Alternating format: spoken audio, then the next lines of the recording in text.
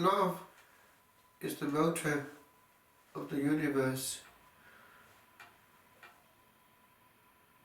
It is the Holy Ghost that inspired a combination of the human and the divine in the writing of the Canticle of Canticles, and its acceptance by the Hebrews themselves, rather unexpectedly, in their sacred canon.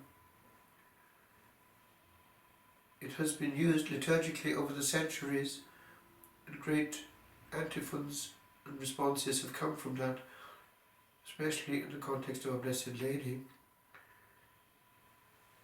In the Carthusian repertoire that was still there, it is the only order that never lost the night office fully sung, with its long responses, many, many, many of them. It was the bubonic plague which, unfortunately, by decimating the monasteries, made it impossible for other orders to carry on that great tradition. But when one chants quietly these ancient antiphons and responses, one is able to plug in to the time of heaven, which is beyond earth. And it crosses the centuries, Father hands on to Son what has been received in turn from ages long ago. And in these days of awaiting, one does feel that. O Oriens, O rising sun, one will sing this evening at Vespers. But in this combination of human love and divine love, elevated to a high level in the canticle, we have something which also applies to the Christian soul, unexplained. See where he stands, behind our wall. That's the beloved,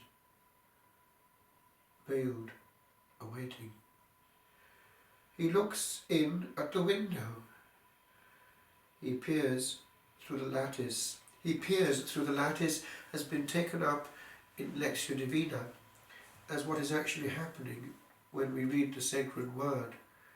For there is a presence too, and the beloved peers through between the lines of sacred scripture in Lectio Divina, wanting to catch our gaze. The ancient discipline of Lectio Divina is even physical and geographic.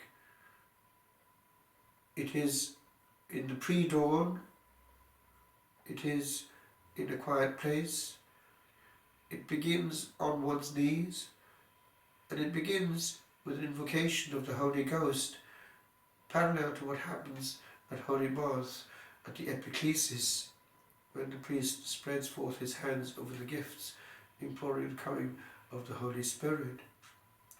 And echoes that of the Creator himself at the beginning of creation as we know it, when the Spirit of God hovered over the face of the deep.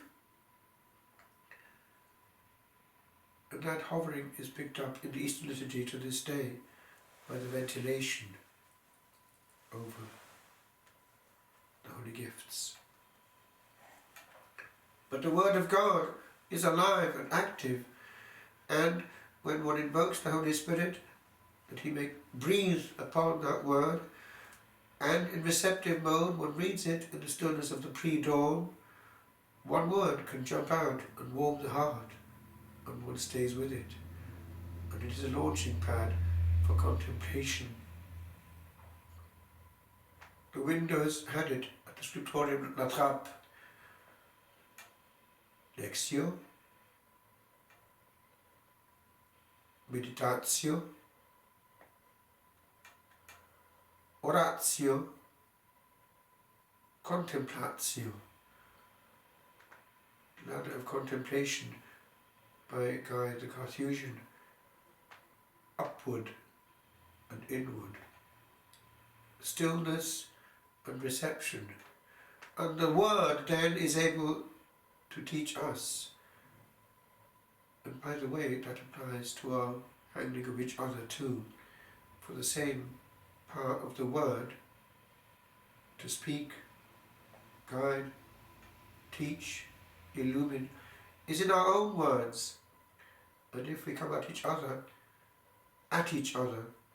wanting always to give, then we learn nothing. Conversation is a whole art. When the other speaks, we receive. Otherwise it's twice over giving, and there is no progress on either side.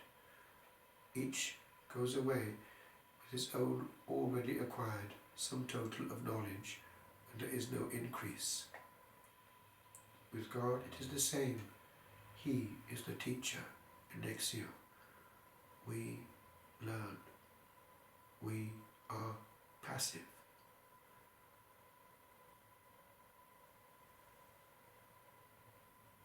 The reading from the canticle is chosen because of the parallel between the way that the beloved jumps over the hills with that of our Blessed Lady going quickly to the hill country of Judea, where she meets her cousin.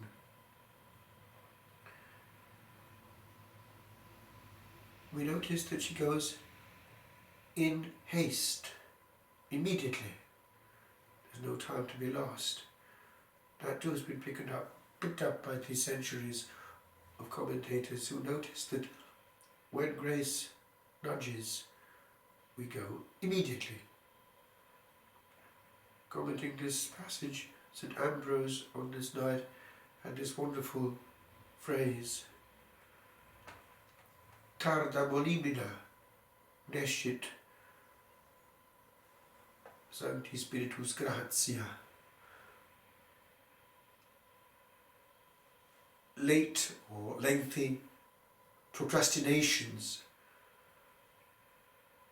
the grace of the Holy Ghost knows not. If a vocation is heard, that is a call, vocare, then one doesn't remain indifferent to the great caller. To push back and say, wait, I'll come back later, to the Holy Spirit is supreme rudeness. He may not do so when he's been pushed aside so carelessly at first. And many a vocation is lost by that. Way back in the sixth form, I happened to have come across Don Alban, whose name I also still mention actually in every use of the canon to this day, the Roman canon, now in the memento of the deceased. He was the holy novice master of an abbey near where we lived, Greenwich, but he was getting ready, he was recuperating, convalescing after an operation in the local hospital, which is a convent near where we lived. So I got to know him, and he told me all about the monastic life. But he said, when it eventually came to the question of my entering there, perhaps I wanted, he said, we send them to university and they don't come back. So he knew that grace was to be grasped. Carpe diem, says the old pre-Christian motto. Snatch the day. It's the same with divine grace. Only a callous heart would say to the Supreme Interior Master, the Holy Spirit, come back, we'll discuss the matter later.